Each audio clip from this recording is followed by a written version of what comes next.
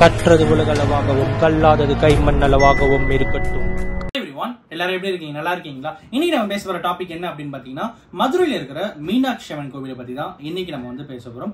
உலக புகழ் பெற்ற மீனாட்சி அம்மன் கோவில் 7 அதிசயங்கள்ல ஒரு அதிசயமா அதை சேர்க்கணும் அப்படின்னு சொல்லி பரிந்துரை செய்யப்பட்ட மீனாட்சி அம்மன் கோவில் இந்தியால யுனெஸ்கோல இருந்து ரொம்ப பியூரான டெம்பிள்ல ஃபர்ஸ்ட் வந்த டெம்பிள் மதுரை மீனாட்சி அம்மன் டெம்பிள். இந்த மதுரை மீனாட்சி அம்மன் டெம்பிள் பத்தி தான் நமக்கு தமிழனா பெருமைப்பட வேண்டிய ஒரு ஸ்தலம் நம்ம தமிழ்நாட்டில் இருக்குன்னா மதுரை மீனாட்சி அம்மன் டெம்பிள் அப்படின்னு சொல்லலாம். நிறைய கோவில்கள் இருக்கு. தஞ்சை சொல்லலாம், அப்புறம் வந்து சிதம்பரம் சொல்லலாம். இந்த மாதிரி நிறைய கன்னியாகுமரி இருக்கு, ராமேஸ்வரம், ஒவ்வொரு ஊர்லயும் சிறப்பு வாய்ந்த கோவில்கள் இருக்கு. பட் இந்த மதுரை மீனாட்சி அம்மன் கோவிலுக்குன்னு இருக்கிற ஒரு யுனிக்னஸ் என்ன அப்படிங்கிறது தான் இந்த வீடியோ நம்ம வந்து பார்க்க போறோம். ஸோ என்ன அப்படின்னு பாத்தீங்கன்னா, இந்த கோவில்ல பண்டை காலத்திலாம் பாத்தீங்கன்னா தேவரடியார்கள் இல்லை அப்படின்ற மாதிரி சொல்லப்படுறாங்க. சோழர்கள் இருந்த பீரியட்ல எல்லாம் பாத்தீங்கன்னா தஞ்சை கோவில் எல்லாம் எல்லாமே வந்து தேவரடியார்கள் இருப்பாங்க. தேவரடியார்கள்னா வந்து கடவுள் கோவில்னா சேவை செய்யறவங்க. பட் இந்த பர்டிகுலர் கோவில தேவரடியார்கள் இல்லை அப்படிங்கிறது தான் வந்து ஒரு ஷாக்கிங்கான விஷயம்.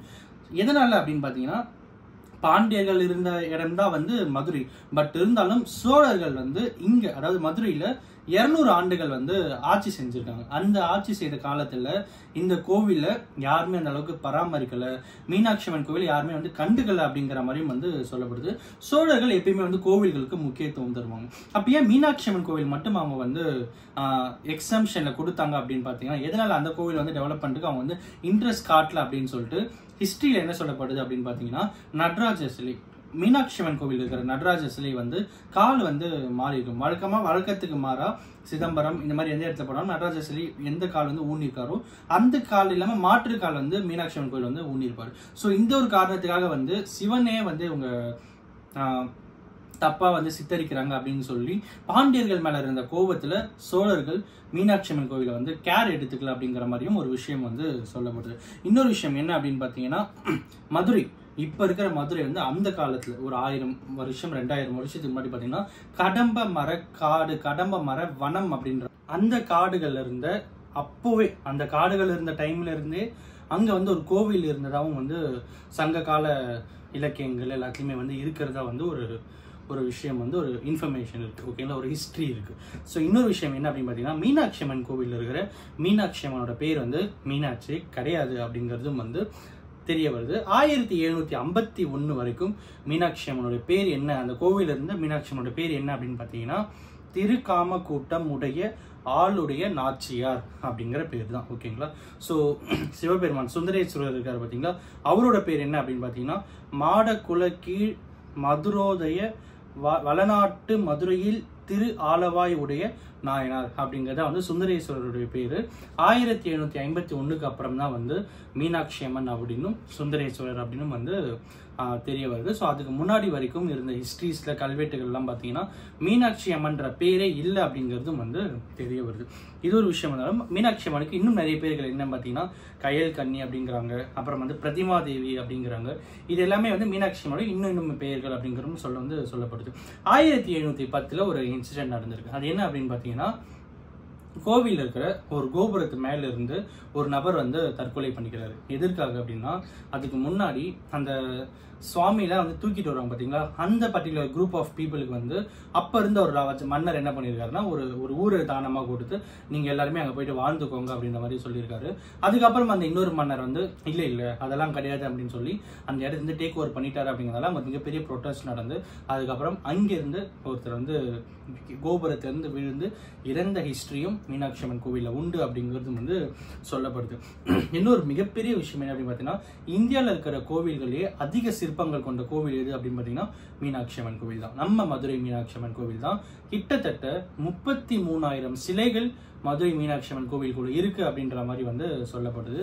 யோசிச்சு பாருங்க, 33,000 சிலைகள், கடவுள் சிலைகள் வந்து நம்ம மதுரை மீனாட்சி அம்மன் கோவில்ல இருக்கு அப்படிங்கிறாங்க. இன்னொன்னு என்ன, 1000 கால் மண்டபம் போடுறாங்க. பட் கவுண்ட் பண்ணி பார்த்தா அது 987 பில்லர்ஸ் தான் இருக்கும் அப்படிங்கிறதும். ஸோ ஆன் ஆவரேஜா 1000 அப்படிங்கிறதால 1000 கால் மண்டபம் அப்படின்னு சொல்லிட்டு வந்ததா, இல்லை அதுக்கு பின்னாடி என்ன ஹிஸ்ட்ரி அப்படிங்கிறது நம்ம வந்து சர்ச் பண்ணி பார்க்கணும். ஸோ இன்னொரு விஷயம் என்ன அப்படின்னு பார்த்தீங்கன்னா, மதுரைக்கு பேர் வந்து முடிக்கொண்ட சோழபுரம் அப்படின்னு சொல்லிட்டு சோழர்கள் வாழ்ந்த பீரியட் வந்து பேரை மாற்றிருக்காங்க அப்படின்னும், அந்த பேரை வந்து யாருமே அக்செப்ட் பண்ணிக்காததுனால அப்புறம் மதுரை அப்படின்றதே வந்து பேராக வந்து வச்சிருக்காங்க. இந்த விஷயமே வந்து இருக்கு. இன்னொரு விஷயம் என்ன அப்படின்னு பார்த்தீங்கன்னா, இன்னைக்கு லெவலில் யாருமே அபிஷேகம் மீனாட்சி அம்மன் போய் அபிஷேகம் பார்க்கணும் அப்படின்னா யாராலுமே பார்க்க முடியாது. மீனாட்சி அம்மனுக்கு அபிஷேகம்லாம் முடிஞ்சு அலங்காரத்தோடு தான் எப்பயுமே மதுரை மீனாட்சி அம்மனை பார்க்க முடியும் அப்படிங்கிறதும் இன்னைக்கு அந்த கோவில் இருக்கிற ஐதீகம் அப்படின்னும். அது எதுக்கு அப்படின்னு பார்த்தீங்கன்னா, இந்த தாய்மை போற்றும் விதமாக, பெண் கடவுள் அவங்களை போற்றும் விதமாக அந்த ஒரு பிரைவசி அவங்க வந்து இப்போ வரைக்கும் மெயின்டைன் பண்ணிட்டு இருக்காங்க அப்படிங்கிறதும் வந்து மதுரை மீனாட்சி அம்மன் கோவிலுடைய இன்னொரு அளவு கடந்த சிறப்புகளில் இதுவும் ஒன்று அப்படின்னு சொல்லலாம். Last and but not least என்ன அப்படின்னு பார்த்தீங்கன்னா, ஆங்கிலேயர்கள் பீரியட்ல கன்வர்ஷன் வந்து ட்ரை பண்ணாங்க.